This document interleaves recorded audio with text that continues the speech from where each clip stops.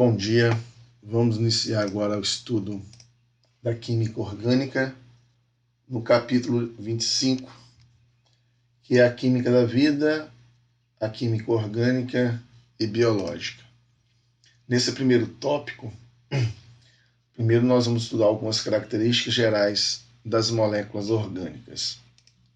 Então, inicialmente falando das estruturas das moléculas orgânicas, nós vamos lembrar um pouco do que nós estudamos lá na parte de ligações químicas. Então, as moléculas orgânicas, elas existem em três tipos diferentes de hibridação no carbono central. Lembrando, né, que todo composto orgânico tem o elemento químico carbono, correto? Então, esse carbono ele pode apresentar três tipos de hibridação. O carbono pode ser hibridizado sp3 caso ele apresente uma geometria tetraédrica, como você está vendo aqui, a molécula de metano, que é o composto orgânico mais simples que existe, tá certo? Com um ângulo de 109,5 graus entre as ligações carbono e hidrogênio. Então, toda vez que o carbono apresentar 4 ligações simples, ele vai ser um híbrido sp3.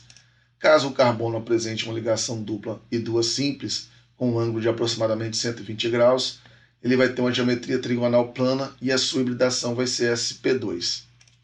E, caso esse carbono apresente uma ligação tripla e uma simples, como nós estamos vendo nessa molécula aqui, essa molécula aqui é de um aldeído, chamado de formaldeído, ou comercialmente como formol, e aqui você tem uma nitrila, C-tripla-N. Então, o carbono, quando faz uma ligação tripla e uma simples, ele tem uma geometria linear, um ângulo de 180 graus e uma hibridação sp.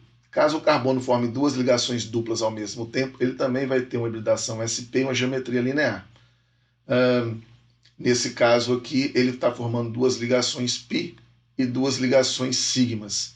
Já que nesse sp2 ele forma uma ligação π e 3 sigmas, e no carbono tetraédrico ele forma 4 ligações sigma. Bom, as moléculas orgânicas elas têm uma alta estabilidade, porque o carbono ele forma ligações muito fortes com hidrogênio, né? Na maioria das moléculas orgânicas aparece o átomo de hidrogênio, e outros átomos comuns dos compostos orgânicos seriam o oxigênio, né, que vai aparecer em vários grupos funcionais importantes, o nitrogênio também, e os halogênios, né, flúor, cloro, bromo e iodo. Esses são os elementos mais comuns de aparecerem em compostos orgânicos, né? Mas os compostos orgânicos também podem ter nele ligado alguns metais de transição. Você pode formar sais orgânicos tendo átomos de sódio, potássio, magnésio, cálcio, e também você pode ter átomos de enxofre substituindo o oxigênio em alguns grupos funcionais e também átomos de fósforo, né, entre outros. Então, vários átomos podem existir nas moléculas orgânicas, mas os mais comuns são esses aí: hidrogênio, oxigênio, nitrogênio e halogênio. E uma das principais características dos compostos orgânicos é que os átomos de carbono podem formar ligações fortes com ele mesmo, gerando então o que nós chamamos de cadeia carbônica. Então aqui você vê o exemplo de uma molécula de propano, que é um dos constituintes do gás de cozinha, onde todos os carbonos têm hibridação sp3, todos eles formam ligações simples, nós só temos ligações sigmas aqui, e você tem ligações entre os carbonos. Já que o carbono tem que formar 4 ligações, o hidrogênio só pode formar uma ligação, os hidrogênios estão sempre nas extremidades das moléculas orgânicas e não no meio entre átomos, tá certo? Bom, consequentemente, o carbono pode formar estruturas estáveis de cadeias longas ou de anéis, como nós vamos ver em algumas estruturas no decorrer desse capítulo. A força da ligação ela aumenta de uma ligação simples para uma ligação dupla. Como eu falei, a ligação dupla é formada de uma ligação sigma e uma π. Então essa ligação acaba sendo a dupla, no total, ela é mais forte do que a simples. E a tripla, ela é mais forte do que a dupla, tá certo? Porque no caso da tripla você vai ter duas ligações π e uma ligação sigma.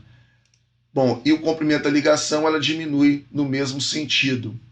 Ou seja, a ligação simples ela é maior, a ligação dupla um pouco menor e a ligação tripla é menor ainda, certo? Bom, continuando a falar sobre estabilidade dos compostos orgânicos, nós temos que a ligação entre carbono e hidrogênio ela é basicamente apolar, porque a diferença de eletronegatividade entre o carbono e o hidrogênio ela é muito pequena. O carbono tem eletronegatividade igual a 2,5 e o hidrogênio 2,1. Então dá uma pequena diferença de 0,4, por isso que vários autores consideram a ligação carbono-hidrogênio basicamente apolar, certo? Como consequência disso, os compostos contendo ligações carbono-carbono e carbono-hidrogênio são termodinamicamente estáveis, porque essas ligações não estão muito polarizadas, né? Carbono-carbono é uma ligação apolar, já carbono e hidrogênio têm baixa polaridade. Então, isso faz com que esses compostos sejam termodinamicamente estáveis e também cineticamente inertes, ou seja, eles são pouco reativos, mas eles podem sofrer reações, só que essa reatividade é muito baixa. Agora, se eu adiciono um grupo funcional nessa minha cadeia carbônica, como por exemplo a molécula do etanol, que está aparecendo aqui, eu já acrescentei agora um oxigênio ligado ao carbono. Isso vai introduzir uma reatividade nas moléculas orgânicas, porque agora aqui a diferença de eletronegatividade entre os átomos ela é maior, gerando então uma alta densidade eletrônica no oxigênio, que é mais eletronegativo, e uma baixa densidade eletrônica no hidrogênio, que é menos eletronegativo, por exemplo. Tá certo? Então, esse OH aqui, que nós chamamos de hidroxila nos álcoois, ele vai ser o centro da reatividade. Então, essa região ela vai ser mais reativa do que o que ocorre na cadeia carbônica, certo? Isso nós vamos estudar algumas reações também neste capítulo. Falando de algumas propriedades físicas dos compostos orgânicos, nós temos agora a solubilidade das substâncias orgânicas. Então, os compostos com apenas ligações carbono-carbono-carbono e hidrogênio, eles são considerados apolares. Então, olhou para a molécula, só tem carbono e hidrogênio na sua estrutura, são moléculas apolares. Portanto, elas são pouco solúveis em água, tá certo? E elas vão ser muito solúveis em solventes polares.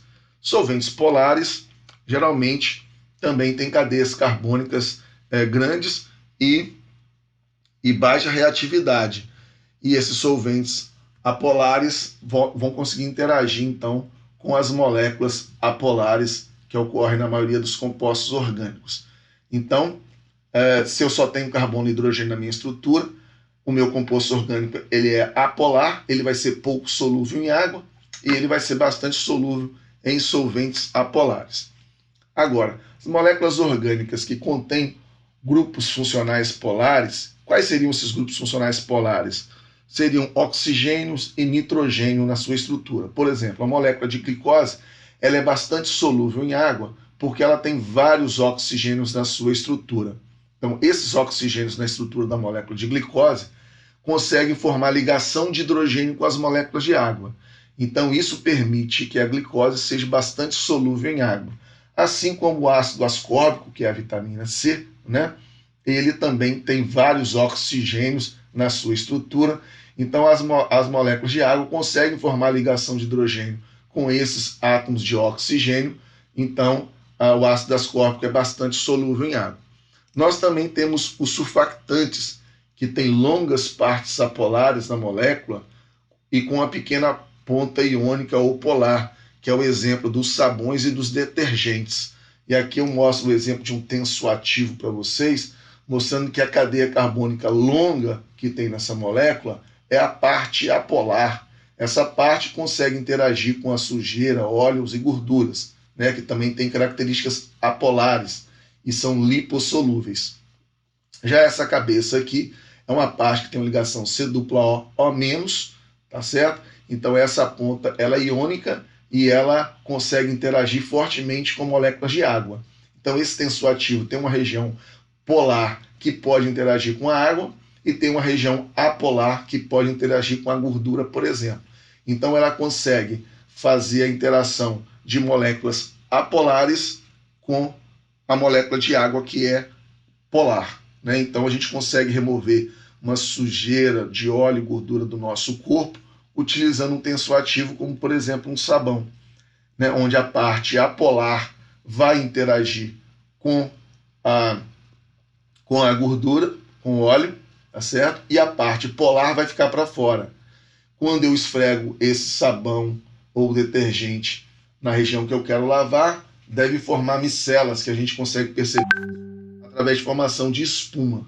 E essa parte polar fica para fora, então quando eu jogar a água, essa parte polar interage com a água e essa parte apolar que está grudada na sujeira consegue então remover essa gordura e esse óleo, certo? É assim que seria o funcionamento de um sabão.